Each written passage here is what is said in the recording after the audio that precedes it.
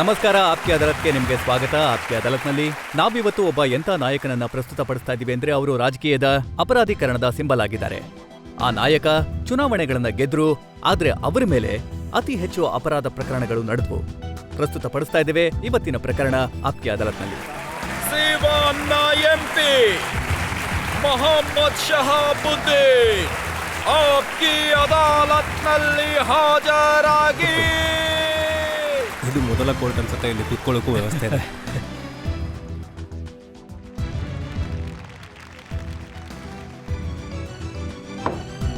ಮೊಕದ್ದಮೆಯ ವಿಚಾರಣೆ ಶುರುವಾಗಲಿ. ಈಗ ಮೊಕದ್ದಮೆ ಶುರುವಾಗುತ್ತೆ. ಆಪ್ಕೆ ಅದಾಲತ್ನಲ್ಲಿ ಮೊದಲ ಆರೋಪ ಮೊಹಮ್ಮದ್ ಶಹಾಬುದ್ದೀನ್ ಮೇಲೆ. ಆಪ್ಕಿ ಅದಾಲತ್ನಲ್ಲಿ ಮೊಹಮ್ಮದ್ ಶಹಾಬುದ್ದೀನ್ ಮೇಲೆ ಇರುವ ಆರೋಪ. ಇವರು ಅಪರಾಧ ಜಗತ್ತಿನ ನಾಯಕರು. ಈ ಮಾತು ನಿಜನಾ? ನಿಮ್ಮ ವಿರೋಧಿಗಳು ಯಾರಿದಾರೋ ಬಿಹಾರಲ್ಲಿ, ಅವರು ನಿಮ್ಮ ಭಯದಿಂದ ನಿಮ್ಮ ಹೆಸರನ್ನ ಕೇಳಿದ್ರೆ ನಡುಕ್ತಾರೆ. ಇಲ್ಲ, ಒಂದ್ ವೇಳೆ ಹಾಗಾಗಿದ್ರೆ ಅವ್ರಿಗೆ 3 ಲಕ್ಷ ವೋಟ್ಸ್ ಹೇಗೆ ಬರ್ತಿತ್ತು? ಏನಂದ್ರೆ ನಿಮ್ಮನ್ನ ಕಂಡ್ರೆ ಎಷ್ಟು ಭಯ ಇದೆ ಅಂತಂದ್ರೆ, ಯಾವಾಗ ಚುನಾವಣೆ ನಡೆಯುತ್ತೋ ಕೇವಲ ನಿಮ್ಮ ಪೋಸ್ಟರ್ ಹಾಕಲಾಗತ್ತೆ, ನಿಮ್ಮ ಬ್ಯಾನರ್ ಹಾಕಲಾಗತ್ತೆ. ಡಿಪೆಂಡ್ ಆಗುತ್ತೆ ಅಲ್ಲಿನ ಜನರೇನಿದ್ದಾರೆ, ಅಂದ್ರೆ ಜನತೆ ಏನಿದೆ.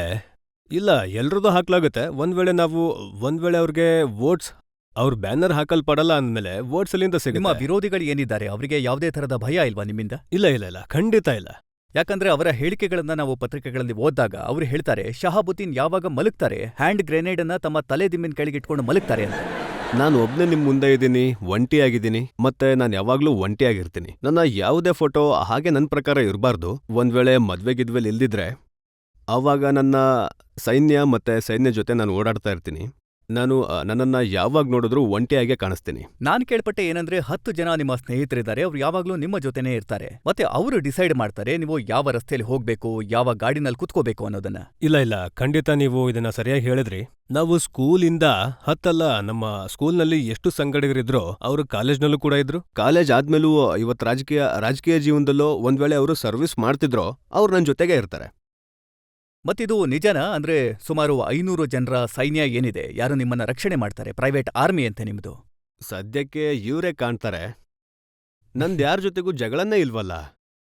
ಒಂದ್ ವೇಳೆ ನಿಮಗೆ ಯಾರ ಜೊತೆಗೂ ಜಗಳ ಇಲ್ಲ ಅಂದ್ರೆ, ಸಿವಾನ್ನ ಬೇರೆ ಬೇರೆ ಪೊಲೀಸ್ ಸ್ಟೇಷನ್ಗಳಲ್ಲಿ ನಿಮ್ಮ ವಿರುದ್ಧ 34 ಅಪರಾಧ ಪ್ರಕರಣಗಳು ದಾಖಲಾಗಿರೋದು ಯಾಕೆ? ಇಲ್ಲ, ನಾನು ಖಂಡಿತ ನೀವು ಸರಿಯಾಗಿ ಹೇಳಿದ್ರಿ.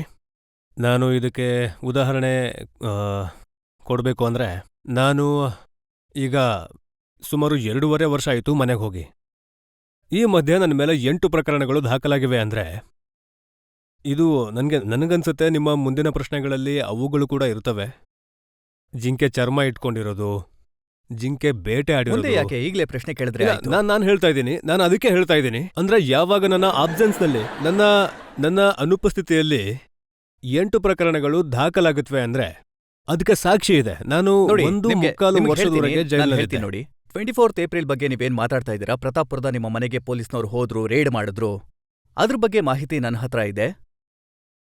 ಅಲ್ಲಿನ SP ಏನಿದ್ದಾರೆ ರತನ್ ಸಂಜಯ್ ಜಿ ಮತ್ತೆ DM CK ಅನಿಲ್ ಇಬ್ರು ಹೋಗಿದ್ರು ರೇಡ್ ಮಾಡೋದಕ್ಕೆ.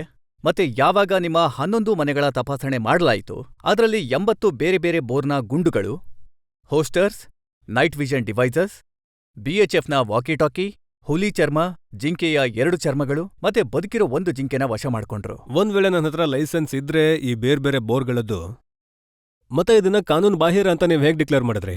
ಒಂದ್ ವೇಳೆ ಈ ವಾಕಿಟಾಕಿ ಬಗ್ಗೆ ಮಾತಾಡ್ತೀರಾ ಅಂದ್ರೆ ಅದರ ಅನುಮತಿಯನ್ನ ಭಾರತ ಸರ್ಕಾರ ನಂಗೆ ಲೈಸೆನ್ಸ್ ಕೊಟ್ಟಿದೆ. ಒಂದ್ ವೇಳೆ ನೀವು ಇನ್ನುಳಿದ ವಸ್ತುಗಳ ಬಗ್ಗೆ ಅಂದ್ರೆ ನೈಟ್ ವಿಷನ್ ಬಗ್ಗೆ ಹೇಳಿದ್ರೆ ಅದರದ್ದು ಕೂಡ ಕಸ್ಟಮ್ ಕ್ಲಿಯರೆನ್ಸ್ ಡಾಕ್ಯುಮೆಂಟ್ಸ್ ನನ್ನ ಹತ್ರ ಇದೆ. ನಾನ್ ಯಾವಾಗ್ಲೂ ಪದೇ ಕಿರ್ಚಾಡ್ ಹೇಳಿದೀನಿ, ಯಾರು ಮಾಡ್ಬೇಕು ಅಂತಿರ್ತಾರೋ, ಕ್ರಿಯೇಟ್ ಮಾಡೋಣ ಅಂತಿರ್ತಾರೋ ಅವ್ರ ಪ್ರಕರಣ ದಾಖಲ್ ಮಾಡಿ. ಜೀವನದಲ್ಲಿ 37 ಪ್ರಕರಣ ಯಾವ ದೊಡ್ಡ ವಿಷಯ? ಬೇರೆ ಬೇರೆ ತರಹದ ರೈಫಲ್ಸ್ ಇದೆ, ಬಂದೂಕಿದೆ, ಆಟೋಮೆಟಿಕ್ ಗನ್ಸ್ ಇದೆ. ಇವುಗಳಿಂದ ಏನ್ ಮಾಡ್ತೀರಾ? ಯಾವುದೇ ಆಟೋಮೆಟಿಕ್ ಗನ್ಸ್ ಇಲ್ಲ ನಮ್ಮ ಹತ್ರ. 1937ರಿಂದಲೇ ಯಾರು ನನಗ್ ಪರಿಚಯ ಇದ್ದವರೋ ಅವ್ರಿಗೆ ಗೊತ್ತು. ನನ್ನ ಮನೆಯಲ್ಲಿ 1932ರಿಂದಲೂ ಬಂದೂಕುಗಳಿವೆ. ಯಾವ ಕುಟುಂಬದಲ್ಲಿ 1932ರಿಂದ ಬಂದೂಕಿರುತ್ತೋ ಆ ಕುಟುಂಬ 1937ರಿಂದ ಹೇಗಿರ್ಬೋದು ಅಂತ ನೀವು ಊಹಿಸ್ಬೋದು. ಪೊಲೀಸ್ನವರು ಏನ್ ರಿಪೋರ್ಟ್ ಬರ್ದಿದ್ದಾರೆ ಅದ್ರಲ್ಲಿ ಬರ್ದಿದೆ, ಯಾವಾಗ SP ರತನ್ ಸಂಜಯ್ ಮತ್ತೆ DM ಅಲ್ಲಿಗೆ ಹೋದ್ರು ಆಗ ಹಳ್ಳಿಯ ಜನರು ಅವರ ಜೊತೆ ಒಂದು ದರ್ಬಾರ್ ಮಾಡಿದ್ರು. ಮತ್ತೆ ಹಳ್ಳಿ ಜನ ದೂರನ್ನ ಕೊಡ್ತಾರೆ. ಏನಂದ್ರೆ ಕೆಲವು ಜನ ತಮ್ಮ ಮನೆಗಳಲ್ಲಿ ಅಪರಾಧಿಗಳಿಗೆ ಆಶ್ರಯ ಕೊಡ್ತಾರೆ, ಅವರ ಹತ್ರ ಅತ್ಯಾಧುನಿಕ ಶಸ್ತ್ರಾಸ್ತ್ರಗಳಿವೆ, ಮತ್ತೆ ಇವರೆಲ್ಲರೂ ಕಾನೂನು ಬಾಹಿರ ಚಟುವಟಿಕೆಗಳಲ್ಲಿ ತೊಡಗಿಸ್ಕೊಂಡಿರ್ತಾರೆ, ಅದಕ್ಕೆ ರೇಡ್ ಮಾಡಲಾಗಿದೆ ಅಂತ. ಮೊದಲನೇ ವಿಷಯ ಅಂದ್ರೆ ನಿಮ್ಮ ಹತ್ರ ವಿಡಿಯೋಗ್ರಫಿ ಕೂಡ ಇರ್ಬೇಕಲ್ವಾ? ಒಂದ್ ವೇಳೆ ಅವರು ಜನತಾ ದರ್ಬಾರ್ಗ್ ಮಾಡಿದ್ರು ಕೂಡ ನನಗೆ ಅನ್ಸೋದಿಲ್ಲ ಅಲ್ಲಿ ಒಬ್ಬ ವ್ಯಕ್ತಿ ಕೂಡ ಹೋಗಿರ್ತಾನೆ ಅಂತ. ಅವರ ಅಧಿಕಾರಿಗಳು ಮತ್ತೆ ಕೆಲಸದವರು ಅಷ್ಟೇ. ದೂರು ನೀಡೋ ಪ್ರಶ್ನೆನೇ ಇಲ್ಲ. ನನ್ನ ಹಳ್ಳಿ ಇಡೀ ಡಿಸ್ಟಿಕ್ನಲ್ಲಿ ಏನಾದ್ರೂ ನೀವು ಸಿವಾನ್ನಿಂದ ರಿಪೋರ್ಟ್ ಮಾಡಿಸಿ, ಇಡೀ ಡಿಸ್ಟಿಕ್ನಲ್ಲಿ ನನ್ನ ಹಳ್ಳಿ ಬಹಳ ಯುನೈಟ್ ಆಗಿರೋ ಹಳ್ಳಿ ಅಂತ ಕರೆಯಲ್ಪಡುತ್ತೆ. ಒಂದ್ ವೇಳೆ ನನ್ನ ಹಳ್ಳಿಯಲ್ಲೇ ಭಿನ್ನಾಭಿಪ್ರಾಯ ಇದೆ ಅಂದ್ರೆ ನಾನು ಪಾಲಿಟಿಕ್ಸ್ ಮಾಡಿ ಏನು ಉಪಯೋಗ, ರಾಜಕೀಯ ಮಾಡಿ ಏನು ಉಪಯೋಗ? ನೋಡಿ, ಪೊಲೀಸ್ನವ್ರು ಏನ್ ಹೇಳ್ತಾರೆ ಅಂದ್ರೆ, ಎಷ್ಟು ಹೆದರ್ತಾರೆ ಹಳ್ಳಿ ಜನರು ಅಂತಂದ್ರೆ ನಿಮ್ಮ ವಿರುದ್ಧ ಯಾರು ಧ್ವನಿ ಎತ್ತೋದಕ್ಕೆ ಮುಂದೆ ಬರೋದಿಲ್ಲ. ಇಲ್ಲ, ನನ್ನ ಹಳ್ಳಿ ಮೂಲತಃ ಠಾಕೂರರ ಹಳ್ಳಿ, ಮತ್ತೆ ಠಾಕೂರರು ಬೈ ಬರ್ತ್ ಹೆದರೋದಿಲ್ಲ. ಈ ಮಾತು ನಿಜನಾ? ನಿಮ್ಮ ಏನು ಪೂರ್ವಜರ ಹಳ್ಳಿ ಏನಿದೆ ಪ್ರತಾಪ್ಪುರ, ನಿಮ್ಮ ಪ್ರತಾಪ್ಪುರದ ಮನೆಯ ಹಿಂದೆ ಇರುವಂತ ಹಿತ್ಲಲ್ಲಿ ಅಗದಾಗ ಅಲ್ಲಿ ಮನುಷ್ಯನ ಅಸ್ಥಿಪಂಜರ ಸಿಕ್ತು. ಖಂಡಿತ, SP ಅಂತೂ ನಿಮ್ಗೆ ಹೇಳೇ ಇರ್ತಾರೆ. ಮತ್ತೆ ನೀವು ಶೂಟ್ ಕೂಡ ಮಾಡ್ಸಿರ್ತಾರೆ, ಅದ್ರ ಮೇಲೆ ಪ್ರಕರಣ ಕೂಡ ದಾಖಲಾಗಬೇಕು ಅಲ್ವಾ? ಯಾರ ಅಸ್ಥಿಪಂಜರ ಅದು? ಇದನ್ನ SP ಅವರೇ ಹೇಳಿರ ಜಜ್ಜಿ. ನಾನಂತೂ 2.5 ವರ್ಷದಿಂದ ಹೊರಗಿದ್ದೀನಿ. ಅವರೊಂದು CD ಬಿಡುಗಡೆ ಮಾಡಿದ್ದಾರೆ. ಅದರಲ್ಲಿ 19 ಫೋಟೋಗಳಿವೆ. ಅದರಲ್ಲಿ ಬೇರೆ ಬೇರೆ ಭಂಗಿಗಳಲ್ಲಿ ಜನರನ್ನ ಜಿಂಕೆಯ ಶವದ ಜೊತೆ ಕೂತಿರೋದನ್ನ ತೋರಿಸಲಾಗಿದೆ. ಇಲ್ಲ, ಕೇಳಿದ್ದೀನಿ ನಾನು. ಎಷ್ಟೋ ಜನ ಹೇಳಿದ್ರು, ಯಾರು ಟಿವಿ ಇತ್ಯಾದಿಗಳಲ್ಲಿ ನೋಡಿದ್ರು ಈ ರೀತಿ ವಿಷಯಗಳು ಇವೆ ಅಂತ. ನೀವು ನೋಡಿಲ್ವಾ? ಇಲ್ಲ, ನಾನು ನಿಮಗೆ ತೋರಿಸ್ತೀನಿ. ನಾವು ಆ ಫೋಟೋಗಳನ್ನ ಒಳ್ಳೆ ನಿಮಗೆ ವಿಷಯ, ತೋರಿಸ್ತೀವಿ. ಖುಷಿ ಆಗುತ್ತೆ.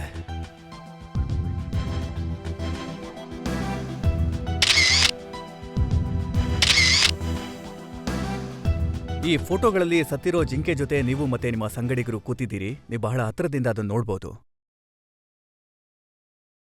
ಇದು ಕಾನೂನಿನ ಪ್ರಕಾರ ಅಪರಾಧ. ಹೌದು, ಅಪರಾಧ. ಮೊದಲನೇದಾಗಿ ಈ ಫೋಟೋ ಮೇಲೇನೆ ಸಂಶಯ ಇದೆ. ಒಂದ್ ವೇಳೆ ಹೀಗಿದ್ರೆ ಯಾವುದು ಕಾನೂನು ಬಾಹಿರ ಅಂತ ಹೇಳಿದ್ರೋ? UPಯಲ್ಲಿ ಅಂತ ನಿಯಮ ಇದೆ, ಮತ್ತೆ ಬಿಹಾರದಲ್ಲೂ ಕೂಡ ಎಷ್ಟೋ ಕಡೆ ಕಲೆಕ್ಟರ್ಗೆ ಈ ಅಧಿಕಾರ ಕೊಡಲಾಗಿದೆ. ಹೇಗೆ ನೀವು ನೋಡಿರ್ಬೋದು, ಹುಲಿ ಮೇಲೂ ಕೂಡ ಸಾಕಷ್ಟು ನಿಷೇಧ ಇದೆ. ಯಾವಾಗ ಅದು ಮ್ಯಾನಿಟರ್ ಆಗುತ್ತೋ ಆವಾಗ ಸರ್ಕಾರಕ್ಕೆ ಅಧಿಕಾರ ಇರುತ್ತೆ, ಅಂದ್ರೆ ಅದನ್ನ ಪರ್ಮಿಟ್ ಮಾಡುತ್ತೆ. UPನಲ್ಲಿ ಹಾಗೆ ಯಾವ ಪ್ರಾಣಿಗಳು ಬೆಳೆಗಳಿಗೆ ನಷ್ಟ ಉಂಟು ಮಾಡುತ್ತವೋ ಅವುಗಳನ್ನ ಸಾಧಾರಣವಾಗಿ ಡಿಸ್ಟ್ರಿಕ್ಟ್ ಮ್ಯಾಜಿಸ್ಟ್ರೇಟ್ಗೆ ಅಧಿಕಾರ ಇರುತ್ತೆ. ಏನಂದ್ರೆ ಅವರು ಪರ್ಮಿಟ್ ಮಾಡ್ತಾರೆ ಮತ್ತು ಪರ್ಮಿಟ್ ಕೊಡ್ತಾರೆ. ಮತ್ತೆ ಎಷ್ಟೋ ವ್ಯಕ್ತಿಗಳ ಹತ್ರ, ನನಗೆ ಗೊತ್ತಿರೋ ವ್ಯಕ್ತಿಗಳ ಹತ್ರ, ಮತ್ತು ಇವುಗಳಲ್ಲಿ ಈ ಫೋಟೋ ಎಲ್ಲಿಂದ ತಂದ್ರೋ, ಎಲ್ಲಿಂದ ಮ್ಯಾನಿಪುಲೇಟ್ ಮಾಡಿದ್ದಾರೆ ಅಂತ ನನಗೆ ಗೊತ್ತಿಲ್ಲ, ಆದ್ರೆ ಹಾಗೆ ಇದೆ. ಆ ರೀತಿ ಪರ್ಮಿಷನ್ ಇದೆ. ನೆನ್ಪಿರ್ಬೇಕಲ್ವಾ? ಒಂದ್ ವೇಳೆ ನೀವು ಇಲ್ಲ, ಜಿಂಕೆನ ಈ ಬೇಟೆಯಾಡಿದ್ರೆ. ಫೋಟೋ ಅಂತೂ ಅಲ್ಲ, ಆದ್ರೆ ಆ ರೀತಿ ಇದೆ. ಮತ್ತೆ ಆ ರೀತಿ ನಾವಿದ್ವಿ. UPಯಲ್ಲಿ ಎಷ್ಟೋ ವ್ಯಕ್ತಿಗಳು ನಮ್ಮ ಸ್ನೇಹಿತರಾಗಿದ್ದಾರೆ, ಅವರು ಬೇಟೆ ಆಡ್ತಾರೆ, ನಾವು ಕೂಡ ಹೋಗ್ತೀವಿ. ಅಂದ್ರೆ ವಿತ್ ಪರ್ಮಿಷನ್ ಬೇಟೆ ಆಡ್ತೀವಿ, ಪೂರ್ವಾಂಚಲ್ನಲ್ಲಿ ವಿಶೇಷವಾಗಿ. ಈ ಫೋಟೋಗಳನ್ನ ಏನ್ ನೋಡಿದ್ವಲ್ಲ, ಇವುಗಳ ಬಗ್ಗೆ ನಿಮ್ಮ ಸ್ಪಷ್ಟನೆ ಏನು? ಇವುಗಳನ್ನ ಪರ್ಮಿಷನ್ ತಗೊಂಡೇ ಕೊಲ್ಲಲಾಗಿತ್ತಾ? ಇಲ್ಲ, ಈ ಫೋಟೋದ ಸತ್ಯಾಸತ್ಯತೆ ಬಗ್ಗೆ ನಾನು ಈಗಲೇ ಯಾವುದೇ ಸ್ಪಷ್ಟನೆ ಕೊಡೋಕ್ ಹೋಗಲ್ಲ, ಆದ್ರೆ ಹಾಗೆ ನಡೆಯುತ್ತೆ. ಶಾಬುದ್ದೀನ್ ಸಾಬ್, ಇದೇನು ಮೊದಲಲ್ಲ ನಿಮ್ಮ ವಿರುದ್ಧ ಯಾರಾದ್ರೂ ಕ್ರಿಮಿನಲ್ ಕೇಸ್ ಹಾಕ್ತಾ ಇರೋದು? ಇದೇನು ಮೊದಲಲ್ಲ ಪ್ರತಾಪ್ಪುರದಲ್ಲಿ ನಿಮ್ಮ ಮನೆ ಮೇಲೆ ರೇಡ್ ಮಾಡ್ತಾ ಇರೋದು ಕೂಡ? ಒಂದ್ ವೇಳೆ ಇತಿಹಾಸ ನೋಡಿದ್ರೆ 2 ಸೆಪ್ಟೆಂಬರ್ 1985ನಲ್ಲಿ ನಿಮಗೆ ಕೇವಲ 18 ವರ್ಷ ಆಗಿತ್ತು. ಸೆಕ್ಷನ್ 307ರ ಅಡಿನಲ್ಲಿ ಅಟೆಂಪ್ಟ್ ಮರ್ಡರ್ ಕೇಸ್ ನಿಮ್ಮ ಮೇಲೆ ದಾಖಲಾಗಿತ್ತು. ಈಗ ಅಷ್ಟೊಂದು ಹಳೆಯ ವಿಷಯ ನನಗೆ ನೆನಪಿಲ್ಲ. ನನಗಂತೂ ನೆನಪಿಲ್ಲ. ತುಂಬಾ ಚೆನ್ನಾಗಿ ನೀವು ಇಲ್ಲ, ಈ ಕೇಸ್ ದಾಖಲಾಗಿರ್ಬೋದು, ದಾಖಲಾಗಿದೆ. ನಾನು ಹೇಳ್ತಿರೋದು ಒಂದ್ ವೇಳೆ ಅದು ದಾಖಲೆಯಲ್ಲಿದೆ ಅಂದ್ಮೇಲೆ ದಾಖಲಾಗಿರುತ್ತೆ. ಆದ್ರೆ ಅದು ಕಾಲೇಜ್ ಸಮಯದಲ್ಲಿ ಆಗಿರ್ಬೋದು, ಸ್ಟೂಡೆಂಟ್ ಪೊಲಿಟಿಕ್ಸ್ಗೆ ಸಂಬಂಧಿಸಿದ್ದು. ಇದು ಕಾಲೇಜಿಗೆ ಸಂಬಂಧಿಸಿದ್ದೇ ಆಗಿರುತ್ತೆ. ಅದು ಕಾಲೇಜ್ ಕ್ಯಾಂಪಸ್ ಇಂದ ಹೊರಗಿನ ಯಾವ ಪ್ರಕರಣ ಕೂಡ 34 ಕೇಸಸ್ಗಳಿವೆ. ಮತ್ತೆ ಆ 34ನೇ ಕೇಸ್ ಏನಿದೆ? ಇದೆ ಅಲ್ಲ, ಇತ್ತು. ಟ್ರಯಲ್ ಮುಗಿದೋಗಿದೆ. ಈಗ ಕೇಸಸ್ ನಡೀತಾ ಇದೆ. ಈ 34ನೇ ಕೇಸ್ ಇಲ್ಲ, ತಪ್ಪಾದ ರಿಪೋರ್ಟ್ ಅನ್ನ ಯಾರೋ ಕೊಟ್ಟಿದ್ದಾರೆ. ಇದೇ ಬೇಸರ ಆಗೋ ವಿಷಯ ಏನಂದ್ರೆ, ಅದು ನೋಡಿ, ಸಿವಾನ್ನ SP ಏನಿದ್ದಾರೆ, ಸಿವಾನ್ನ DM ಏನಿದ್ದಾರೆ, ಅಥವಾ ಅಲ್ಲಿನ ಏನ್ ಪೊಲೀಸ್ ಅಧಿಕಾರಿಗಳು ಏನಿದ್ದಾರೆ, ಅವರು ನ್ಯಾಯಾಲಯದಲ್ಲಿ ಏನ್ ರಿಪೋರ್ಟ್ ಮಾಡಿದ್ದಾರೆ ಅದ್ರಲ್ಲಿ ಬರ್ತಿದೆ. ಅದರಿಂದನೇ ಸಿಕ್ಕಾಕೊಳ್ತಿದ್ದಾರೆ ಅಲ್ವಾ ಅವರು? ಅವ್ರು ಸಿಕ್ಕಾಕೊಳ್ತಿದ್ದಾರೆ, ನೀವು ಸಿಕ್ಕಾಕೊಳ್ತಾ ಇದ್ದೀರಿ. ನಾನೆಲ್ಲೂ ಸಿಕ್ಕಾಕೊಳ್ಳಲ್ಲ.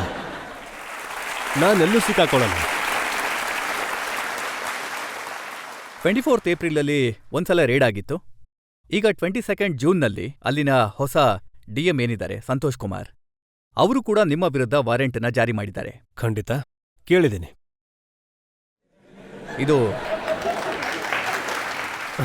ಮತ್ತೆ 24th ಜೂನಲ್ಲಿ ಅವ್ರು ಏನು ಹೇಳಿದ್ದಾರೆ ಅಂತಂದ್ರೆ, ಬ್ಲ್ಯಾಕ್ ಬಗ್ ಅನ್ನೋ ಜಿಂಕೆನ ಕೊಂದಿರೋದು, ಅದ್ರ ಬಗ್ಗೆ ಕೂಡ ಕೇಸ್ ರಿಜಿಸ್ಟರ್ ಮಾಡಿದ್ದಾರೆ. ಇಲ್ಲ, ಖಂಡಿತ ಮಾಡಿರ್ತಾರೆ. ನೀವು ಹೇಳ್ತಿದ್ದೀರಾ ಅಂದ್ಮೇಲೆ ನೀವು ಸುಳ್ಳು ಹೇಳ್ತೀರಾ ಅಂತ ಹೇಳೋಕ್ ಸಾಧ್ಯ? ಶಾಬುದ್ದೀನ್ ಜಿ, ನನಗಿಷ್ಟು ಮಾತ್ರ ಗೊತ್ತು ಏನಂದ್ರೆ, ಯಾವ ವ್ಯಕ್ತಿ ಮೇಲೆ 34 ಪ್ರಕರಣಗಳು ಯಾವಾಗ್ಲಾದ್ರೂ ನಡೆದಿದ್ಯಾ, ಟ್ರಯಲ್ ಆಗಿದ್ಯಾ, ಆ ವ್ಯಕ್ತಿ ಖಂಡಿತವಾಗಿ ಅಮಾಯಕ ಆಗಿರೋದಕ್ಕೆ ಸಾಧ್ಯನಾ? ನಾನು ಹೇಳಿಲ್ಲ, ನಾನು ಯಾವತ್ತೂ ಹೇಳಿಲ್ಲ ಏನಂದ್ರೆ ನಾನು ಯಾವುದೇ ಮಠದ ಮಠಾಧೀಶ ಅಂತ.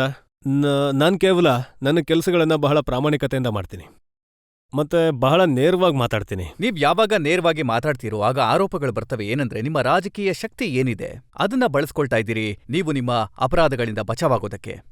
ಇದ್ರ ಬಗ್ಗೆ ನಮ್ಮ ಹತ್ರ ಇಲ್ಲ, ಆರೋಪ ಇದೆ. ಎಲ್ಲದಕ್ಕಿಂತ ಆದ್ರೆ ಮೊದ್ಲು- ನೀವ್ ಇದಕ್ಕೆ ಉತ್ತರ ಕೊಡೋದಕ್ಕಿಂತ ಮುಂಚೆ ನಾವೊಂದು ಬ್ರೇಕ್ ತಗೊಳ್ಳೋಣ. ಬ್ರೇಕ್ ಆದ್ಮೇಲೆ ಮೊಕದ್ದಮೆ ಮುಂದುವರಿಯುತ್ತೆ ಮೊಹಮ್ಮದ್ ಶಹಾಬುದ್ದೀನ್ ಮೇಲೆ.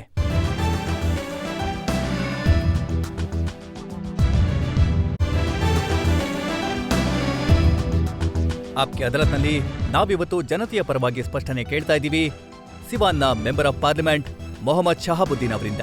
ಆಪ್ಕಿ ಅದಾಲತ್ನಲ್ಲಿ ಮೊಹಮ್ಮದ್ ಶಹಾಬುದ್ದೀನ್ ಮೇಲೆ ಇರುವ ಆರೋಪ, ಇವರು ರಾಜಕೀಯವನ್ನು ಅಪರಾಧೀಕರಣಗೊಳಿಸಿದ್ದಾರೆ. ಶಹಾಬುದ್ದೀನ್ ಸಾಬ್, ಇದನ್ನ ಹೇಳೋದಾದ್ರೆ ಇಡೀ ಜಗತ್ತು ನಿಮ್ಮನ್ನ ಅಪರಾಧಿ ಅಂತ ಹೇಳುತ್ತೆ, ನಿಮ್ಮ ಎಲ್ಲ ವಿರೋಧಿಗಳು ನಿಮ್ಮನ್ನ ಕ್ರಿಮಿನಲ್ ಅಂತಾರೆ. ಆದ್ರೆ ಲಾಲು ಅವರು ಮಾತ್ರ ಯಾವತ್ತೂ ನಿಮ್ಮನ್ನ ಕ್ರಿಮಿನಲ್ ಅಂತ ಹೇಳಿಲ್ಲ. ಈಗಷ್ಟೇ ಲೀಡರ್ ತಪ್ಪಾಗಿ ಹೇಳೋಕ್ ಸಾಧ್ಯ ಇಲ್ಲ. ಅವರಿಗೆ ತಮ್ಮ ರಾಜಕೀಯಕ್ಕಾಗಿ ಮೊಹಮ್ಮದ್ ಶಹಾಬುದ್ದೀನ್ ಅವರ ಬೆಂಬಲದ ಅಗತ್ಯ ಇದೆ. ಇಲ್ಲ, ನಾನು ಯಾವತ್ತೂ ಯಾರನ್ನೂ ಉಪಯೋಗಕ್ಕೊಳಗಾಗಿಲ್ಲ ಅಥವಾ ನಾನು ಯಾವತ್ತೂ ಯಾರನ್ನೂ ಉಪಯೋಗಿಸ್ಕೊಂಡಿಲ್ಲ. ನಾನು ನಿಮ್ಗೆ ರೀಸೆಂಟ್ ಖಂಡಿತವಾಗ್ಲೂ. ಎಕ್ಸಾಂಪಲ್ ಕೊಡ್ತೀನಿ. ಯಾವ ಸಮಯದಲ್ಲಿ ಬಿಹಾರದಲ್ಲಿ ಅಸೆಂಬ್ಲಿ ಚುನಾವಣೆ ನಡೀತಾ ಇತ್ತು, ನೀವು ಜೈಲಿಗೆ ಹೋಗ್ಬೇಕಾಗ್ ಬಂತು, ಅಲ್ಲಿನ ಡಿಎಂ ನಿಮ್ಮೇಲೆ ನಿಮ್ಮ ಏರಿಯಾಗೆ ಸಿವಾನ್ಗೆ ಬರೋದಕ್ಕೆ ನಿರ್ಬಂಧ ಹಾಕಿದ್ರು. ನಾನು 2 ವರ್ಷದಿಂದ ಜೈಲಲ್ಲಿದ್ದೆ. ಮತ್ತೆ ಅದ್ರ ಮೇಲೆ ಕ್ರೈಮ್ ಕಂಟ್ರೋಲ್ ಆಕ್ಟ್ ಅನ್ನ ಡಿಸ್ಟ್ರಿಕ್ಟ್ ಮ್ಯಾಜಿಸ್ಟ್ರೇಟ್ ಅವರು ಹಾಕಿದ್ರು. ಅದ್ರ ಮೇಲೆ ಕಮಿಷನರ್ ಅವರ ಟ್ರಯಲ್ ಏನ್ ನಡೀತು, ಅದರಲ್ಲಿ ಕಮಿಷನರ್ ಅವರು ಕಮೆಂಟ್ ಮಾಡಿದ್ರು. ಏನಂದ್ರೆ, ಬಹಳ ಆವೇಶಕ್ಕೊಳಗಾಗಿ ಡಿಸ್ಟ್ರಿಕ್ಟ್ ಮ್ಯಾಜಿಸ್ಟ್ರೇಟ್ ಅವರು ಕ್ರಮ ತಗೊಂಡ್ರೆ ಇದು ನ್ಯಾಯಸಮ್ಮತವಾಗಿಲ್ದೇ ಇದ್ದಿದ್ದು. ಆದ್ರೆ ಶಹಾಬುದ್ದೀನ್ ಸಾಬ್, ಇದನ್ನ ನೆನಪು ಮಾಡ್ತೀನಿ ನಿಮ್ಗೆ. ಏನಂದ್ರೆ 27 ಫೆಬ್ರವರಿ ಯಾವಾಗ ಚುನಾವಣೆ ಮುಗೀತು, ಎಲೆಕ್ಷನ್ ಪ್ರಕ್ರಿಯೆ ಮುಗಿದಿತ್ತು, ರಾಬಡಿ ದೇವಿಯವರು ಮತ್ತೆ ಮುಖ್ಯಮಂತ್ರಿಯಾಗಿ ಕೆಲಸ ವಹಿಸ್ಕೊಂಡ್ರು. ಯಾವಾಗ ಚುನಾವಣೆ ಫಲಿತಾಂಶಗಳು ಬಂತು, ಅವ್ರು ನಿಮ್ಗೆ ವಾಪಸ್ ಬರೋದಕ್ಕೆ ಅನುಮತಿ ಕೊಟ್ರು. ಇಲ್ಲ, ಖಂಡಿತ ಕೊಟ್ರು. ಮತ್ತೆ ಯಾವ ದಿನ ಕೊಟ್ರೋ ಅದರ ಮರುದಿನ ಬೆಳಿಗ್ಗೆನೆ ಅವರು ಮತ್ತೊಂದು ಕ್ರೈಮ್ ಕಂಟ್ರೋಲ್ ಆಕ್ಟ್ನ ಪ್ರಕರಣ ಶುರು ಮಾಡ್ಬಿಟ್ರು. ಅದು ಈಗ್ಲೂ ನಡೀತಾ ಇದೆ. ಈ ಪ್ರಕರಣಗಳಿಂದ ನಿಮ್ಗೆ ಬಿಡುಗಡೆ ಸಿಗೋ ಹಾಗೆ ಕಾಣ್ತಾ ಇಲ್ಲ ಅನ್ಸುತ್ತೆ. ಯಾವ ವ್ಯಕ್ತಿ 2.5 ವರ್ಷದಿಂದ ಜೈಲಲ್ಲಿ ಇರ್ತಾನೆ, ಮತ್ತೆ ಅವನು 3 ತಿಂಗಳು ಹೊರಗಡೆ ಬಂದ ನಂತರ ಕೂಡ ಅವನ ಮನೆಗೆ ಹೋಗಿಲ್ವೋ, ಮತ್ತೆ ಅವನ ಮೇಲೆ ಒಂದ್ ವೇಳೆ ನೀವು 10 ಪ್ರಕರಣಗಳನ್ನ ಹಾಕ್ತೀರಾ ಅಂದ್ರೆ ಇದರಿಂದ ಗೊತ್ತಾಗುತ್ತೆ ನಾನು ಪೊಲೀಸರ ಸಾಮರ್ಥ್ಯದ ಮೇಲೆ ಅಥವಾ ಪೊಲೀಸರ ಉದ್ದೇಶದ ಮೇಲೆ ಸಂಶಯ ಪಡೋದಿಲ್ಲ. ಆದ್ರೆ ಕೆಲವೊಮ್ಮೆ ಪೊಲೀಸರಲ್ಲೂ ಕೂಡ ಇಂಥ ಕೆಟ್ಟ ಭಾವನೆಗಳಿಂದ ತುಂಬಿರೋ ವ್ಯಕ್ತಿಗಳು ಬಂದ್ಬಿಡ್ತಾರೆ, ಮತ್ತೆ ಈ ರೀತಿಯ ಕೆಲಸಗಳನ್ನ ಆದ್ರೆ ಇದು ಮಾಡ್ತಾರೆ. ನಿಜ ಅಲ್ವಾ? ಯಾವಾಗ ನೀವು ಚುನಾವಣೆ ಸ್ಪರ್ಧಿಸ್ತಿರೋ ಆಗ ಅದರಲ್ಲಿ ತೋಳ್ಬಲದ ಬಳಕೆ ಮಾಡ್ಲಾಗತ್ತೆ. ಸಿವನ್ನಲ್ಲಿ ಮೀಡಿಯಾ ಇರುತ್ತೆ. ನಿಮಗೆ ಗೊತ್ತಿದೆ ಅಂದ್ರೆ ಕಾಂಟ್ರವರ್ಷಿಯಲ್ ಚುನಾವಣೆ ನಡೆಯುತ್ತೆ ಯಾವಾಗ್ಲೂ. ಇದು ಪೂರ್ತಿ ಮೀಡಿಯಾ ಇರುತ್ತೆ. ಒಂದ್ ವೇಳೆ ಸಿವನ್ನ ಒಂದು ಆ ರೀತಿಯ ಫೋಟೋ ನೀವು ತೋರಿಸಿದ್ರೆ, ಮತ್ತು ವಿಶೇಷವಾಗಿ ನನ್ನ ಎಲೆಕ್ಷನ್ದು ಅದರಲ್ಲಿ ಮತಪಟ್ಟಿಗೆಗಳನ್ನ ಲೂಟಿ ಮಾಡೋದಾಗ್ಲಿ, ಬೂತ್ಗಳನ್ನ ವಶಪಡಿಸ್ಕೊಳ್ಳೋದಾಗ್ಲಿ ಬಹಳ ದೇಶಗಳಲ್ಲಿ ತುಂಬಾ ತೋರಿಸಲಾಗಿದೆ. ಬಿಹಾರದಲ್ಲೂ ತೋರಿಸಲಾಗಿದೆ.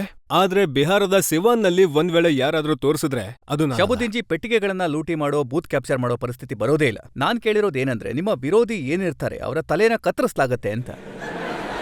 ನೋಡಿ, ನನ್ನ ಪ್ರಕಾರ ಒಂದ್ ವೇಳೆ ಇಷ್ಟೊಂದು ತಲೆಗಳು ಕತ್ತರಿಸಿದಿದ್ರೆ ಅದು ಜನಸಂಖ್ಯೆಯ ಸಾಂದ್ರತೆಯ ದೃಷ್ಟಿಯಿಂದ ಇವತ್ತಿಗೆ ಸಿವಾನ್ ದೇಶದ ಅತ್ಯಂತ ಡೆನ್ಸ್ ನಗರವಾಗಿದೆ. ಮತ್ತೆ ಅರ್ಧದಷ್ಟು ಜನಸಂಖ್ಯೆ ಖಾಲಿ ಆಗಿರೋದು. 31 ಮಾರ್ಚ್ 1997ನ ವಿಚಾರ ಇದು. ಜವಾಹರ್ಲಾಲ್ ನೆಹರು ಯೂನಿವರ್ಸಿಟಿ ಸ್ಟೂಡೆಂಟ್ ಯೂನಿಯನ್ನ ಲೀಡರ್ ಚಂದ್ರಶೇಖರ್ ಪ್ರಸಾದ್ ನಿಮ್ಮ ಕಾನ್ಸ್ಟಿಟ್ಯೂಯೆನ್ಸಿನಲ್ಲಿ ನಿಮ್ಮ ವಿರುದ್ಧ ಭಾಷಣ ಮಾಡ್ತಾ ಇದ್ರು. ಹಾಗಲೇ ಅವರ ಕೊಲೆ ಮಾಡ್ಲಾಗತ್ತೆ. ನಾನು ಕರಿಯರ್ ಶುರು ಮಾಡಿದ್ದೆ ಚಂದ್ರಶೇಖರ್ಜಿ ಜೊತೆ. ನನ್ನ ಪರಿಚಯ ಯಾರಿಗಿದೆ ಅವರಿಗೆ ಗೊತ್ತು. ನಾನು ಆಲ್ ಇಂಡಿಯಾ ಸ್ಟೂಡೆಂಟ್ ಫೆಡರೇಷನ್ಗೆ ಬಂದೆ. ನಾನು ಬರೋಕ್ಕೂ ಮುಂಚೆನೆ ಅವರಿದ್ರು. ನಾವಿಬ್ರು ಒಂದೇ ಕಾಲೇಜ್ನವರು, DAV ಕಾಲೇಜ್ನವರು.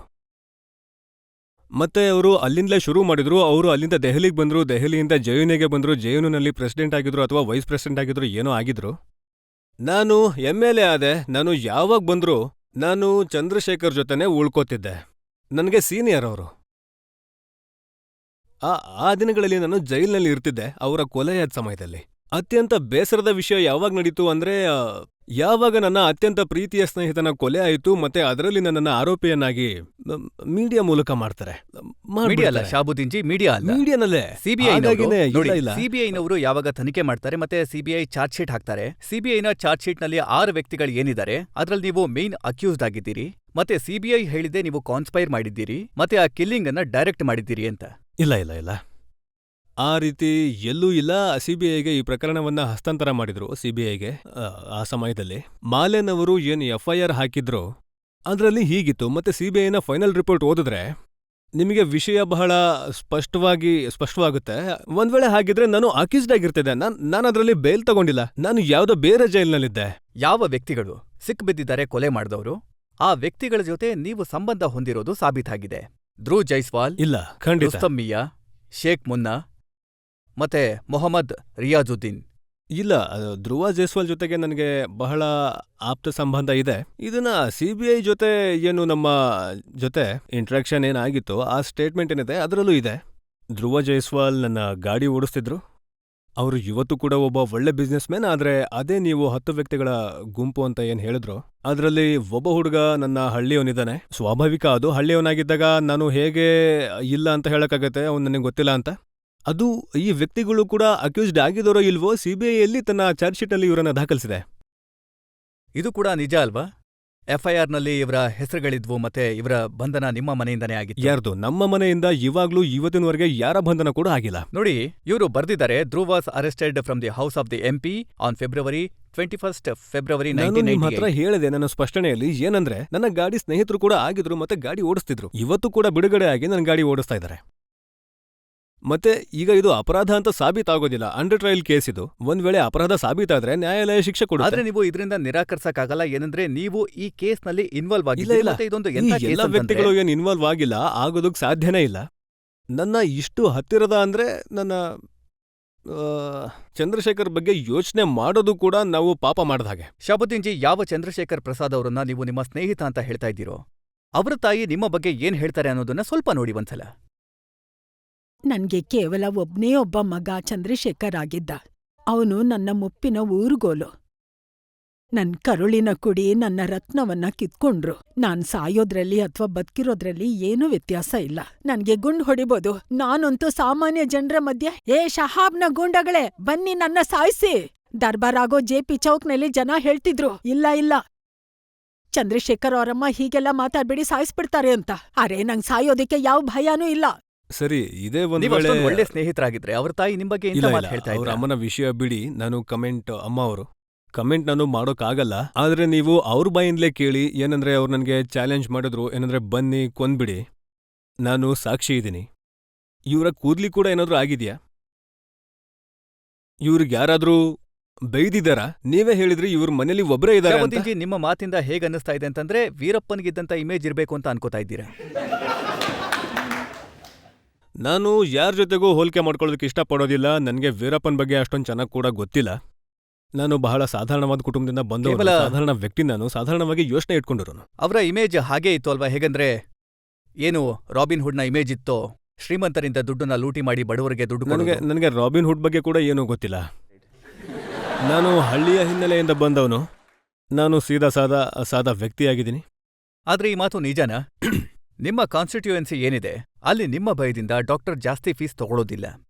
ನಿಮ್ಮ ಭಯದಿಂದ ಶಾಲೆಗಳಲ್ಲಿ ಜಾಸ್ತಿ ಫೀಸ್ ತಗೊಳ್ಳೋದಿಲ್ಲ. ಇಲ್ಲ, ಇದರಲ್ಲಿ ಈಗ ಬರೀ ಭಯ ಅಂತ ಹೇಳೋದಾದ್ರೆ, ಈಗ ನೀವುಗಳು ಹೇಳ್ತಾ ಇರ್ತೀರ ನಾನು ಯಾವತ್ತೂ ಉತ್ತರ ಕೊಟ್ಟಿಲ್ಲ ಅಂತ. ಇದು ಮೊದಲನೇ ಅವಕಾಶ. ಏನಂದ್ರೆ ನಾನು ಎಲ್ಲೋ ಮನೆಯಿಂದ ಹೊರಗೆ, ಎಲ್ಲೋ ಯಾವುದೋ ನ್ಯಾಯಾಲಯದಲ್ಲಿ ಹಾಜರಾಗಿದ್ದೀನಿ. ಸೊ ನಾನು ಇದ್ರ ಬಗ್ಗೆ ಈಗ ಏನ್ ಹೇಳಿ, ಯಾರು ಏನ್ ಹೇಳ್ತಾರೋ. ಆದ್ರೆ ಕೇವಲ ಸತ್ಯ ಇಷ್ಟೇ, ನಾವು ದೀಪ ತರ ಯಾವುದು ಸ್ವತಃ ಉರಿದು ಬೇರೆಯವ್ರಿಗೆ ಬೆಳಕು ಕೊಡೋ ಪ್ರಯತ್ನ ಮಾಡುತ್ತೋ ಹಾಗೆ. ನಾನು ಖಂಡಿತ ಒಂದ್ ವೇಳೆ ಕಾರಣ ಏನೇ ಇರ್ಲಿ, ಲಾಭ ಆದ್ರೆ, ಜನಕ್ಕೆ ಉಪಯೋಗ ಆದ್ರೆ ಸಾಕು, ನಾನು ಅದರಿಂದ ಖುಷಿ ಪಡ್ತೀನಿ. ಶಾಬುದ್ದೀನ್ ಜಿ, ಬಹಳ ಉದ್ದವಾದ ಪಟ್ಟಿ ಇದೆ ಆರೋಪಗಳದ್ದು ಮತ್ತೆ ಪ್ರಶ್ನೆಗಳದ್ದು. ಮೊಹಮ್ಮದ್ ಶಾಬುದ್ದೀನ್ ಮೇಲೆ ಆಪ್ಕೆ ಅದಾಲತ್ನಲ್ಲಿ ಜನತಾ ಪ್ರಕರಣದ ಇನ್ನೊಂದು ಸುತ್ತು ಬ್ರೇಕ್ನ ನಂತರ.